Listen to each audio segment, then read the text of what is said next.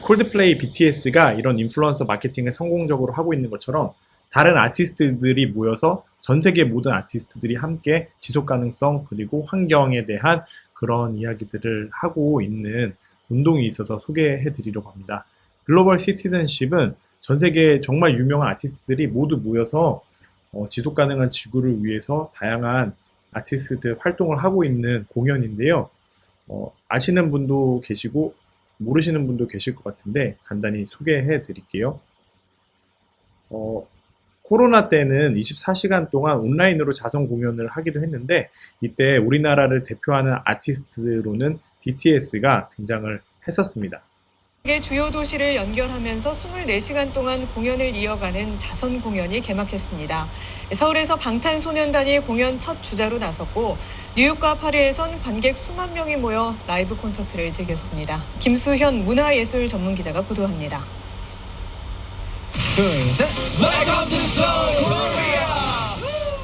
방탄소년단이 숭례문 앞에서 펼친 퍼미션 투 댄스 무대가 글로벌 시티즌 라이브의 개막을 알렸습니다. 전 세계 주요 도시를 연결해 24시간 릴레이로 열린 대규모 자선 공연입니다.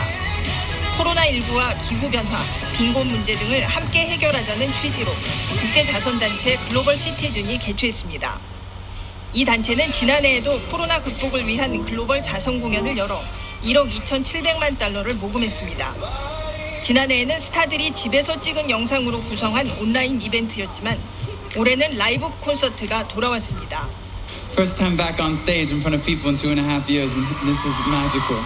여기 보신 것처럼 전 세계 아티스트들이 모여서 진짜 꿈 같은 무대를 같이 만들고 있는데 그 이유는 보신 것처럼 기후 위기를 막자 그리고 코비드 19으로 인한 전 세계 보건 위기들을 같이 잘 해결해 나가자 우리 모두 힘을 내자 그런 메시지들을 담고 있습니다. 그 공연장이에요. 이제는 코로나19가 잠잠해지면서는 다시 오프라인 공연이 시작되고 있는데 여기는 파리잖아요. 파리와 같은 그런 전 세계 주요 도시들을 방문하면서 공연을 하고 있습니다. 유튜브에서 이 글로벌 시티즌 라이브를 보시면요. BTS를 포함해서 진짜 전 세계 모든 아티스트들의 공연을 보실 수 있어요. 그러면 이렇게 대단한 글로벌 시티즌이라는 운동, 글로벌 시티즌 라이브라는 공연은 도대체 뭘까 한번 소개해 드리겠습니다. 이렇게 보셨듯이 한 무대에서 보기 힘든 전 세계 아티스트들이 온라인으로 연결돼서 서울, 시드니, 파리, 뉴욕, 요하네스버그 이런 전 세계 각 곳곳에서 같이 공연을 하는 놀라운 그런 콘서트를 하고 있는데요. 일단 이렇게 기획을 한 것도 정말 대단한 것 같아요. 그리고 전 세계 아티스트들이 이렇게 한 목소리를 낼 수 있는 거는 각자 서로 인기를 경쟁하는 것을 넘어서서 전 세계 팬들과 함께 전 인류가 맞닥뜨린 이런 문제들에 같이 우리가 잘 슬기롭게 해결해 나가자는 목소리를 모은 것이기 때문에 정말 가능한 것 같습니다. 그리고 이렇게 전 세계 아티스트들이 모이다 보니 영향력이 어마어마해서 많은 팬들이 참여하면서 이런 전 세계적 이슈에 대해서도 알게 되고 또 더 나아가서 아는 것을 넘어서 함께 기부에 참여하기도 하고 혹은 구체적으로 어떤 친환경 행동을 라이프 스타일을 변화시키기도 하고 그런 의미 있는 변화를 만들어가고 있는 것 같아요. 이렇게 글로벌 시티즌 라이브라는 공연은 우리가 빈곤 문제를 해결하자 그리고 지구 환경을 보호하자라는 주제를 가지고서 계속 전 세계에서 열려오고 있습니다. 유튜브에서 보시면 전 세계 아티스트들의 공연을 보실 수 있어요. 여기 보시면 참여하는 아티스트들이 어마어마합니다. 여러분들이 좋아하는 아티스트들은 거의 다 참여한다고 볼 수 있어요. 네, 그래서 이렇게 글로벌 시티즌 운동은 아티스트들과 함께 효과적으로 팬들을 행동 변화에 참여시키고 있는 좋은 사례라고 볼 수 있습니다. 그런데 사실 이런 아티스트들이 사람들의 삶의 변화를 가지고 오고 인식의 변화를 가지고 오고 어떤 시대적 어젠다를 이끌고 가는 것은 이 글로벌 시티즌 운동이 최초는 아니고요. 계속해서 있었던 일입니다. 그 이유는 대중예술이라는 것이 그 시대를 반영해서 그 시대를 살아가는 대중들의 정서에 기반해 있잖아요. 그러다 보니까 그 시대의 흐름과 맥을 같이 하고 또 시대의 정신을 반영하기도 하고 또 더 나아가서 시대의 그 대중들의 의식과 흐름을 바꿔놓기도 하고 행동 변화를 주도하기도 합니다. 1950년대, 60년대 때는 록과 포크 음악이 상당히 인기를 누렸는데요. 이때는 지배적인 어떤 보수적이고 봉건적인 문화와 전통에 대한 거부 정신이 록으로 이어졌죠. 그러면서 대중음악이 발전하면서 사람들이 저항 정신을 가지고 자유를 더 요구하는 정치적 변화까지 이끌어냈습니다. 1969년에 뉴욕에서 우드스탁 페스티벌이 열렸는데요. 이때 젊은 세대들의 의식, 자유 이런 것들과 락이 한데 어우러진 문화 행사로 되게 시대적인 반향을 일으킨 행사였어요. 1964년에 일어난 베트남 전쟁으로 인해서 많은 젊은이들이 죽었고 동시에 반전 운동이 일어났죠. 그래서 저희들이 잘 알고 있는 히피 문화가 이때 생겼죠. 히피들은 전쟁에 반대했고요. 음악은 포크나 락을 좋아했고요. 이 음악에 묻어있는 저항적 메시지를 받아들이면서 정치적인 변화를 요구했고요. 그때 유명했던 아티스트는 밥 딜런이나 존 바에즈 같은 그런 아티스트들이 있고요.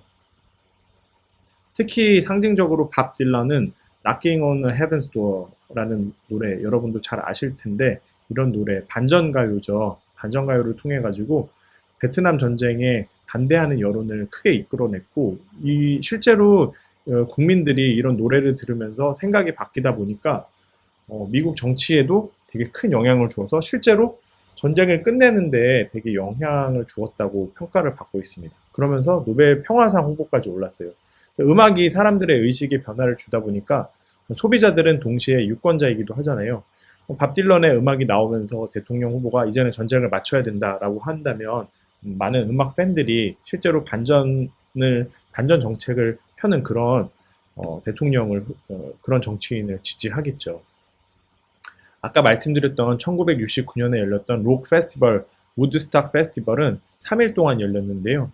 이때 주제가 Peace and Music이었습니다. 이런 음악을 들으면서 페스티벌을 하면서 한 것은 요즘에는 되게 어떻게 보면 흔한데 1960년대 때는 처음 시도된 것이라고 볼 수 있고요. 이후에 이렇게 글로벌 시티즌까지 연결됐다고 볼 수 있습니다. 우드스탁은 3일 동안 40만 명의 히피들이 참여를 했다고 그래요. 그래서 이미지로 봐도 되게 재밌는데요. 하지만 이때 이런 새로운 문화 현상을 나타냈지만 그 한계로는 그래서 뭐 우리가 만나서 함께 즐긴 거 외에 무슨 변화가 있었냐라는 비판도 있었다라고 해요. 일종의 도피성 이상주의다, 너무 이상적이다라고 이야기를 하죠. 히피 문화에 대해서. 이미지들을 보시면 좀 다소 웃길 수 있는데 예, 지금과 뭐 다른 면도 있고 비슷한 면도 있죠. 보시면 남성과 여성들이 이렇게 음악을 즐기고 있고 지금은 잘 준비된 공연장에서 우리가 음악을 즐기지만 이때만 해도 약간 잔디밭보다는 흙 위에 이렇게 이불이나 천 같은 것을 깔고 나름대로 도시락도 가져오고 런치해서 음악을 즐기는 모습을 볼 수 있습니다. 지금과 별반 다르지 않고 이때부터 이런 문화적 현상이 생겼다고 보시면 될 것 같아요. 1960년대 이런 변화는 추후에 다른 운동으로 구체적인 운동으로 연결됐습니다. 밴드 에이드라는 밴드가 결성이 된 건데요. 이때 밥 겔도프라는 뮤지션이 큰 역할을 했어요. 이 밥 겔도프는 노숙자 활동도 했고 불도저 운전사도 해보고 공장 노동자까지 돈 되는 일이면 험한 일도 가리지 않고 다 했었던 그런 가난한 청년 시절을 바탕으로 하고 있어서 그 이후에 1970년대에 이제 록스타가 됐죠. 근데 이 과거에 자기가 경험했던 어려운 삶의 기억으로 인해 가지고 자선 공연을 이제 아티스트들을 모아서 최초의 사례를 만들기 시작한 거예요. 그러다 보니까 갑자기 록스타를 넘어서 세계의 성자로 변신을 하게 됩니다. 바로 밥 겔도프 이 사람인데요. 이 사람이 이렇게 말합니다. 그 뉴스를 봤다는 거죠. 나는 아마 그 뉴스를 평생 결코 보지 못했을 것입니다. 언론도 레이블도 공연장에서도 더 이상 우리를 찾지 않던 어느 날 텔레비전 앞에 앉아 가난한 아기를 딸을 안은 채 BBC 저녁 뉴스를 틀었죠. 그때 나는 남은 인생을 바꾸기로 결심했습니다. 이 사람이 무슨 일을 하는 거냐면요. 자기가 이제 락스타로서 인기를 한창 주가를 올리고 있던 전성기를 지나서 다시 가난하고 인기를 잃어가던 시기로 갔을 때 아프리카 당시 이제 에티오피아에 있었던 큰 가뭄으로 인한 기아 문제가 BBC에서 방송이 된 거예요. 근데 자기도 딸을 안고 있다 보니까 남일 같지 않았던 거죠. 또 자신의 어려웠던 청년 시절도 있고. 그러다 보니까 이제 아티스트들을 모아서 우리가 아프리카를 도와주자라는 노래를 만들어서 그 노래를 판매한 수익금으로 실제로 에티오피아에 기부하는 캠페인을 벌여본 거예요. 요 가운데 있는 웃고 있는 분이 밥 갤더프인데요. 밴드 에이드, 반창고라는 이름의 이 밴드를 결성하면서 당시 슈퍼스타였던 U2의 보노, 스팅, 필 콜린스, 조지 마이클 같은 영국의 대스타들이 다 참여한 거예요. 근데 이렇게 한 사례가 없다 보니까 결과가 어떻게 될까 했는데 예상 모금액의 100배를 넘는 엄청난 돈이 모인 거죠. 100억이 넘는 금액인 것 같아요. 그러니까 당시 금액으로 100억이 넘는다고 하면 엄청난 금액이라고 볼 수 있는데요. 그러다 보니까 이제 어떻게 해야 될지에 대해 더 고민을 많이 하게 됐습니다. 이 많은 돈을 어떻게 사용하게 해야 할지 알기 위해서 가야 했죠. 아프리카에 다녀와서 기금 운영 조직인 밴드 에이드 트러스트를 세웠습니다. 사립 구호 대행사의 손에서 그 값진 돈들이 마구 새나가지 않게 말이죠. 에이드만으로는 충분치 않았어요. 음반 판매 수익금만으로는 한계가 있었으니. 그래서 밥 갤도프는 이것을 뭐 단순히 어느 NGO에 기부해가지고는 이 돈이 효과적으로 사용되지 않겠다 하더니 본인 스스로 어떤 단체를 만들어서 실제로 일을 하도록 만든 거죠. 그래서 실제 변화를 만들기 시작했고요. 그 이후에는 이런 밴드 활동으로만으로는 이례적이다 해서 좀 더 큰 운동을 벌이게 됩니다. 이게 바로 그 유명한 라이브 에이드 1985년에 열린 대형 공연인데요. 글로벌 시티즌의 전신이라고 볼 수 있습니다.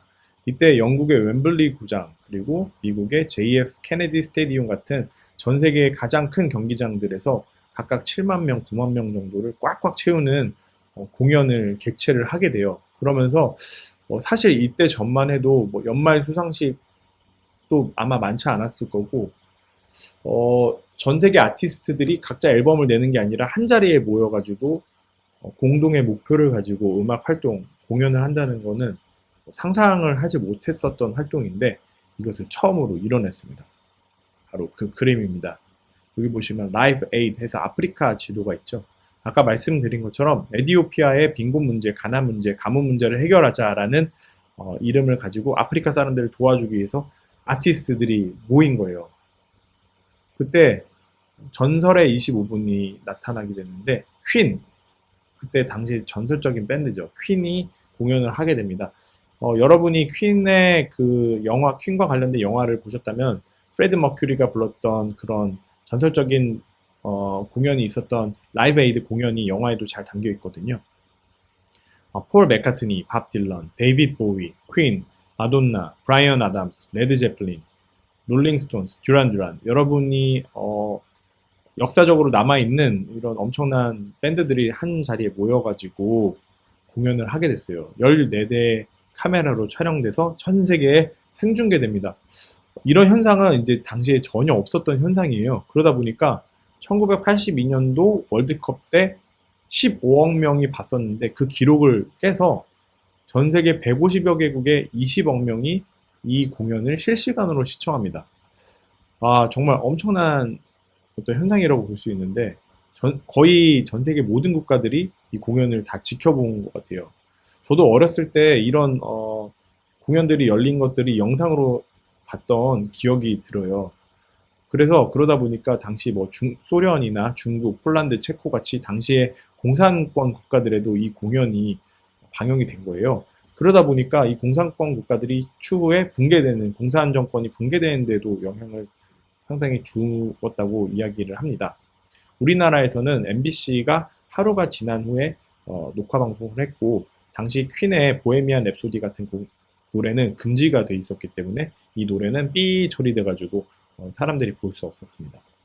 그러니까 당시 보면 뭐 공산국가들도 그렇고 우리나라의 권위주의 군사 독재 정권들도 그렇고 어떤 이 음악이 담고 있는 저항 정신, 자유 이런 가치들을 억압하는 시대 정신이었기 때문에 그런 정치적 상황에서 이런 공연들이 아티스트들이 팬들에게 한 공연으로 인해서 팬들이 영향을 받고 그게 정치에도 영향을 주고 또 아프리카 이슈에 대해서 우리가 잘 몰랐는데 전 세계 아티스트들이 공연을 하니까 아프리카에 이런 문제가 있구나 이 내가 좋아하는 스타가 아프리카를 도와주자고 이야기하는구나. 이 문제가 중요하구나. 나도 뭔가 해야 되는구나. 라고 생각하는 그런 변화가 크게 일어나기 시작했습니다. 이 공연이 끝나자마자 BBC로 엄청나게 기부 전화가 쏟아졌고 영화에도 잘 모여있죠. 1억 5천만 파운드가 모였다고 하니까 우리나라 돈으로는 거의 2천억 원이 넘는, 당시 금액으로 2천억 원이 넘으니까 뭐 지금은 2조 정도 된다고도 볼 수 있을 것 같아요. 그러니까 개인 모금으로 이런 금액을 모을 수 있다는 것 자체가 말이 안 되죠. 그러다 보니까 역사상 유례가 없던 유엔이나 어떤 국가, 어떤 훌륭한 정치 지도자도 절대 하지 못했던 변화를 아티스트들이 만들어낸 겁니다. 그 이미지예요. 여기 보시면 퀸의 프레디 머큐리도 나와 있고요. 폴 맥카트니도 나와 있죠. 예, 정말 전설적인 공연이라고 볼 수 있을 것 같아요. 이 공연을 하다 보니까 밥 겔도프는 워낙 큰 영향력을 실현해서 그걸 보고 이제 전 세계 인류가 충격을 받은 거죠.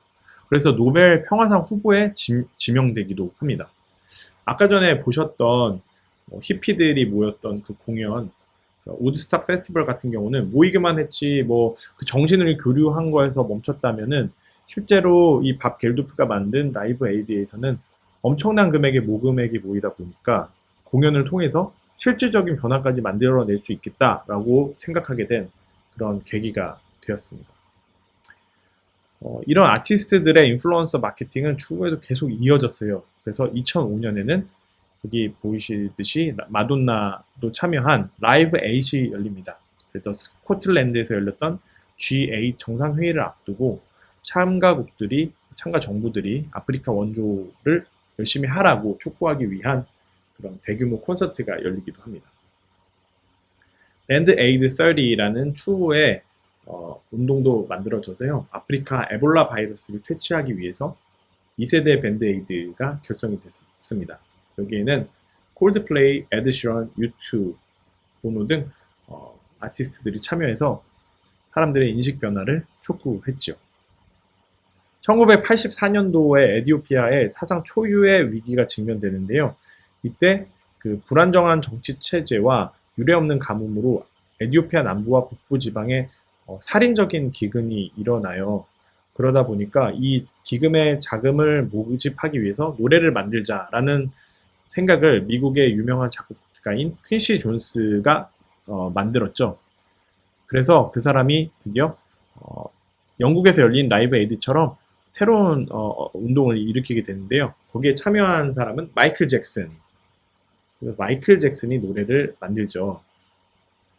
여러분들이 아주 잘 아시는 노래일 것 같은데 We Are The World, We Are The Children이라는 노래 아시죠?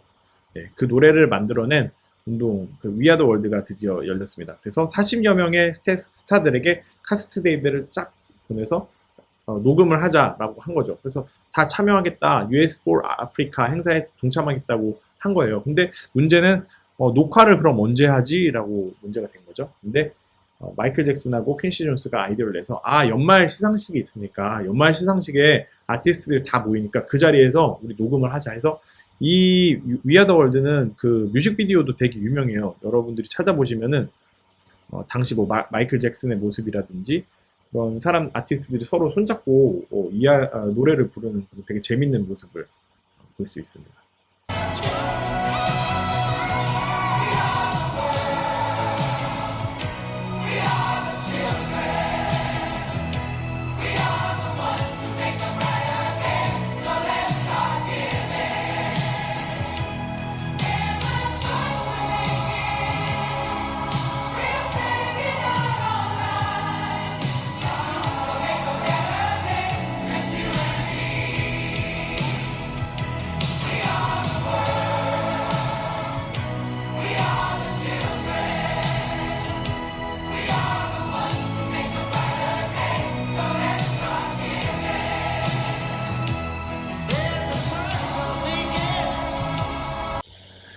개별 아티스트들도 이런 활동들을 계속 이어갔습니다.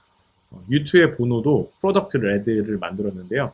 여러분들 아이폰이나 아니면은 에어맥을 잘 쓰실 텐데 애플과 협력을 해가지고 빨간색 제품에는 에이즈 퇴치를 위한 기금을 조성하는 것으로 정해서요. 애플의 제품에 소수 수량으로 빨간 제품들이 나오고 있죠. 그래서 이런 콜라보레이션을 하고 있고요. 구체적으로 애플의 프로덕트 레드를 구입하시면 코로나 19이나 에이즈 기금을 형성하게 되고 그 기금인 글로벌 펀드를 통해 가지고 아프리카 사하라 이남 지역에 빈곤에 시달리고 있는 국가들을 도와주는데 활용되고 있습니다. 당시 빌 게이츠와 뭐 애플사와 이렇게 협력하는 사진도 있고요. 이 활동은 2006년부터 시작돼서 지금 되게 꾸준히 하고 있어요. 유튜의 보컬인 보노도 어떻게 보면 앞에 있었던 그런 아티스트들의 정신을 이어서 계속 활동을 하는 거라고 볼 수 있죠. 이런 활동들은 팬들에게도 영향을 주어서 팬들도 이제는 열심히 나서고 있는데요. 예를 들어서 K-팝 팬들도 기후 문제에 되게 열정적으로 참여를 하고 있습니다. K-pop for Planet은 사이트를 들어가 보시면은 기후 정의를 위해서 K-pop 팬덤이 뭉쳐서 활동할 것을 촉구하고 있어요. 기후 변화 문제를 해결하기 위해서 전 세계의 K-pop 팬들이 자발적으로 결성을 하게 되었습니다. 옛날에 60년대, 70년대를 이어오면서 어떤 스타 아티스트들이 되게 영웅적인 역할을 하면서 우리 이 문제를 해결하자라고 나섰다면 이제 그 정신을 이어받은 팬들이 그 스타가 굳이 나서지 않더라도 자발적으로 어떤 운동을 만드는 것으로 볼 수 있어요. K-pop for Planet은 그런 점에서 되게 재밌는 예인데요. 그래서 SM, JYP, YG, 하이브 같은 K-pop 생산 기업들을 상대로 해서 환경을 오염시키고 있는 음악 산업의 관행을 개선해야 한다고 촉구를 하고 있습니다.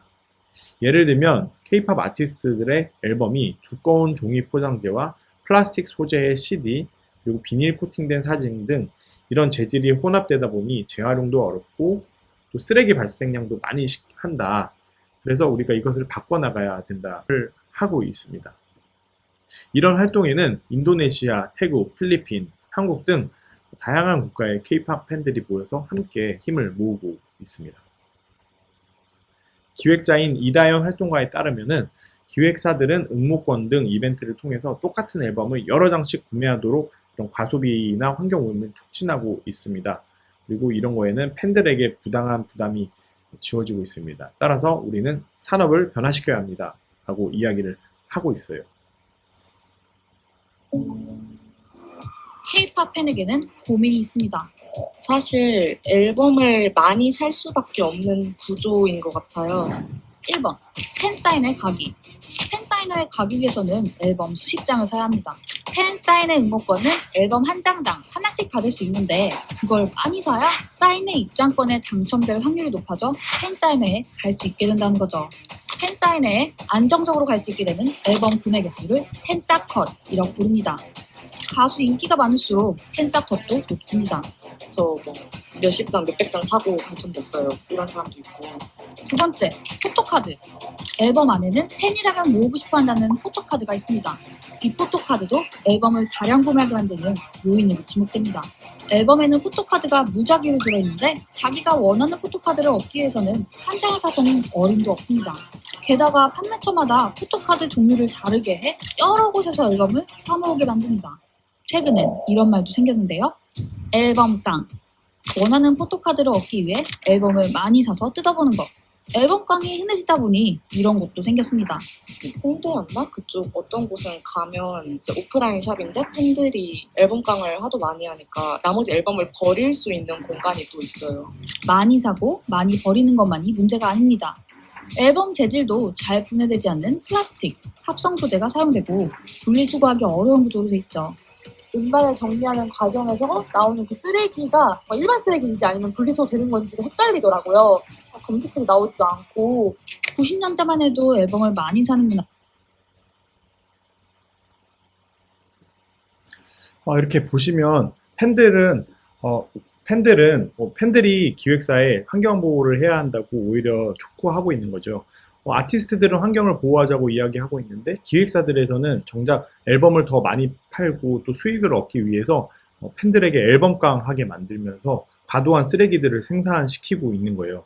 이런 부정적인 마케팅 활동에 대해서 팬들이 가만 좌시하지 않으면서 기획사에 적극적으로 변화하라고 음악 산업을 거꾸로 소비자들의 입장에서 산업, 생산자들에게 거꾸로 변화를 촉구하고 있습니다. 온라인도 마찬가지인데요. 스트리밍 서비스에서 탄소를 배출한다는 사실에 대해서 알고 있냐라는 그런 설문조사를 한 결과 아직은 60%에 이르는 팬들이 스트리밍 서비스에서 우리가 그 데이터를 사용할 때마다 친환경적으로 데이터 관리가 되지 않으면은 계속해서 환경 오염이 된다는 사실을 모른다고 이야기하고 있고요.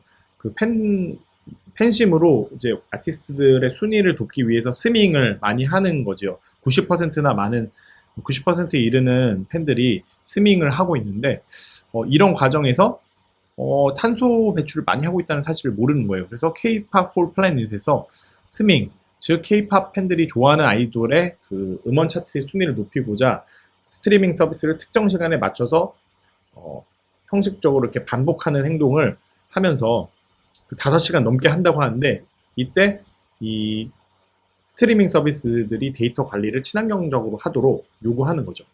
누룰 사리파라는 이 K-pop for Planet의 설립자는 스밍 행위가 우리들이 사는 행성에 악영향을 끼친다는 것을 많은 K-pop 팬들이 모르고 있다라고 이야기를 하고 있어요. 그래서 이 K-pop for Planet 운동을 통해 가지고 멜론 등 여러 스트리밍 서비스의 지속 가능성을 위한 변화를 촉구하고 있다는 거죠.